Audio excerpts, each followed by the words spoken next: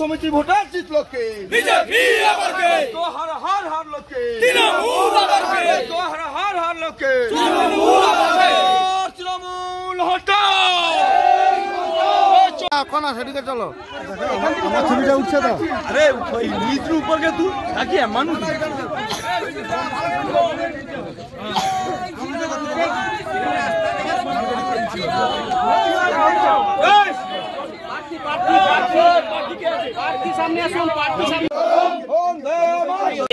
এই প্রতিজ্ঞা আমিও করছি যদি আমরা এই কমিটিকে সুষ্ঠুভাবে পরিচালনা করতে পারি। আগামী দিনে আপনাদের সবার সহায়তা এই কমিটির উপরে বর্ষিত হওয়া দরকার, না হলে কিন্তু কিছুই হবে না। একসঙ্গে এই যৌথ মঞ্চের প্রচেষ্টায় আপনারা সবাই সহযোগিতা করবেন এবং সমিতিকে আগামী দিনে তার মুক্তভাবে উন্নতির পথ পরিষ্কার করতে সহায়তা করবেন। আমরা আজকে ধরুন চারিদিকে যখন শাসক দলের পক্ষে রায় যাচ্ছে সমিতিগুলো, আজকে এখানে এটা উল্টো রথ হয়েছে। আজকে শাসক দলের বিরুদ্ধেই মানে উল্টো স্রোতে আপনাদের 9 জন রাষ্ট্রবাদী বিজেপি প্রার্থী জয়যুক্ত হয়েছে। এই জয়ের মূল রহস্য কি আপনাদের মতে কি? এখানকার মানুষের ঐকান্তিক প্রচেষ্টা। তারা দীর্ঘদিন থেকে বঞ্চিত হয়েছিল, আজ প্রায় 12 বছর 13 বছর ধরে তারা বঞ্চিত। তাদের আমানতের হিসেব পায়নি, তাদের আমানতের টাকা নিয়মিত সময় পায়নি, তাদের শেয়ার উত্তরোত্তর বর্ধিত হারে নেওয়া হচ্ছিল এবং কর্মচারীদের ঠিকমতো ব্যবহার আমরা পাইনি। সেই কারণে সাধারণ মানুষ ক্ষুব্ধ। সেই সাধারণ মানুষের ক্ষোভের প্রকাশ এই নির্বাচনের মধ্য দিয়ে তারা এই সংগ্রামী যৌথ মঞ্চকে এখানে নিয়ে আসতে পেরেছে। এর জন্য সংগ্রামী যুব চেতনাকে আমি ধন্যবাদ জানাই এবং তাদের যে প্রচেষ্টা, তাদের প্রচেষ্টাকে আমি আন্তরিক শ্রদ্ধা, ভালোবাসা ও প্রীতি জানাই। এইটাই আমি বলতে চাই। আজকে একদম দুটো স্টেশন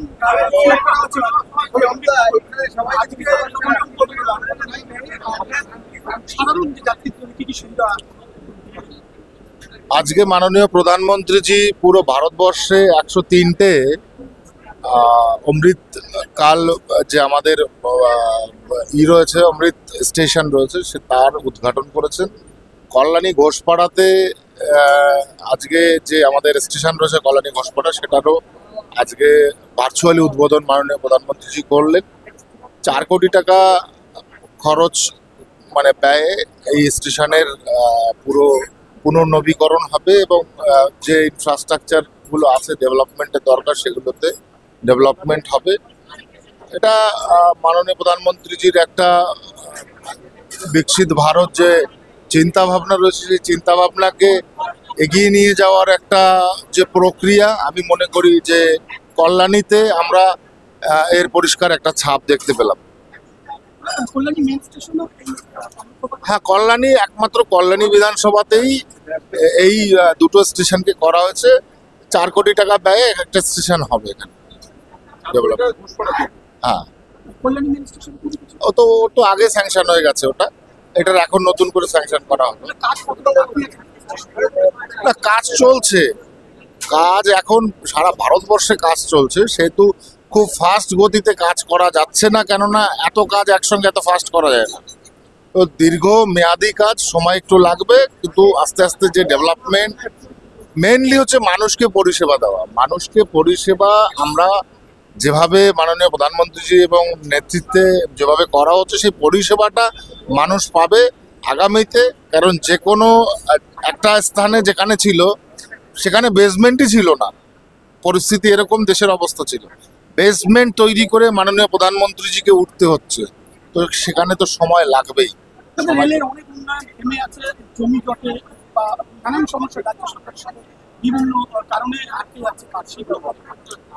আমার লোকসভার কথা বলি, যে লোকসভাতে বনগাঁ টু পোড়ামহিষতলা স্যাংশন কেন্দ্রীয় যে আমাদের মন্ত্রী মাননীয় অশ্বিনী বৈষ্ণবজি তিনি স্যাংশন করেছেন, কিন্তু স্টেট গভর্নমেন্ট যে জমি অ্যাকুইজিশন সেটা করে দিতে পারছে না।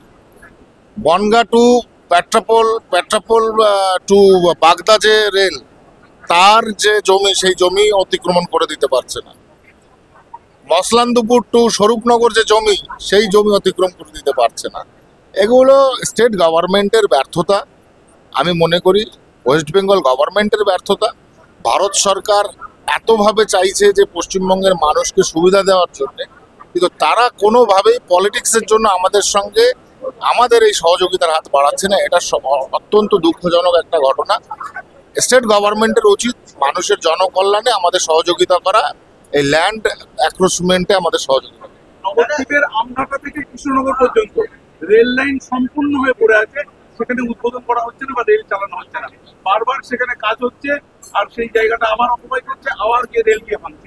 জগন্নাথ দা আজকে বলেছেন এ বিষয়ে, তো আমি তো বললাম যে এরকম আমার লোকসভাতে যেমন, তো ওনার লোকসভাতেও এই একটা বড় যেখানে রেল লাইন হয়ে পড়ে রয়েছে, এর চাইতে লজ্জার বিষয় আর কিছু হতে পারে? স্টেট গভর্নমেন্টের সম্পূর্ণ আমি মনে করি যে একটা অকর্মণ্য গভর্নমেন্ট, শুধু সরকারের আসার জন্য এদের সরকার চালানো, বাকি জনসাধারণের জন্য যে ডেভেলপমেন্ট করা তার কোনো চিন্তা ভাবনা নেই।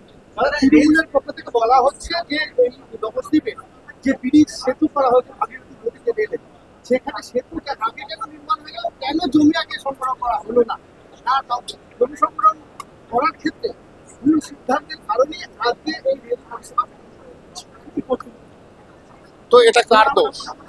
অবভিয়াসলি স্টেট গভর্নমেন্টের কোঅপারেশন, ফেডারেল স্ট্রাকচার মেনটেন করেনি, তাই হচ্ছে। স্টেট গভর্নমেন্টের উচিত প্রথমে জমি অতিক্রমণ করে দেওয়া, জমি অতিক্রমণ করার পরে সেখানে প্রজেক্ট সিলেক্ট। তো সেখানে আজকে একটা প্রসিডিওর হলো, যে প্রসিডিওরে স্টেট গভর্নমেন্টের অফিসিয়ালি কোনোভাবে সেই জমি অতিক্রমণ করে দেওয়া হলো না, যে কারণে সেন্ট্রাল গভর্নমেন্টের কাজ শুরু হয়ে গেল, সমস্ত কিছু হয়ে গেল, কিন্তু দেখা গেল যে বাস্তবে কিছু হলো না। এই ভুয়ো পদ্ধতিতে যেভাবে পশ্চিমবঙ্গ চলছে, একটা অরাজকতা, একটা পুরো অকর্মণ্য সরকার, যে সরকারের কোনো রকম মানুষ সেবার জন্য কোনো লক্ষ্য নেই, শুধু সরকার চালাবে বলে সরকার গঠন করতে। আমি বারবার একটা কথাই বলছি,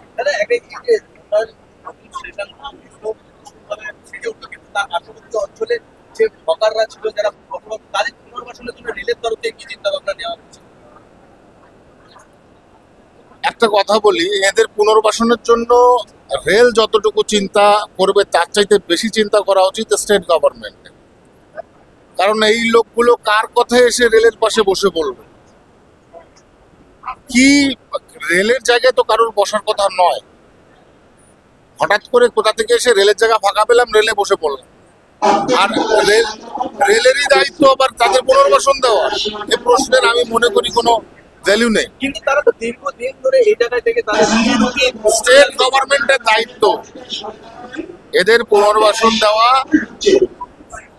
স্টেট গভর্নমেন্টের রিফিউজি রিলিফ অ্যান্ড রিহ্যাবিলিটেশন, বিশেষ করে রিহ্যাবিলিটেশনের দায়িত্ব আছে স্টেট গভর্নমেন্টের, এই মন্ত্রণালয়টা আছে এখন। কিন্তু সুপ্রিম কোর্টের নির্দেশিকা রয়েছে যে পুনর্বাসন ছাড়া কাউকে উচ্ছেদ করা যাবে। এত পুনর্বাসন কারা দেবে?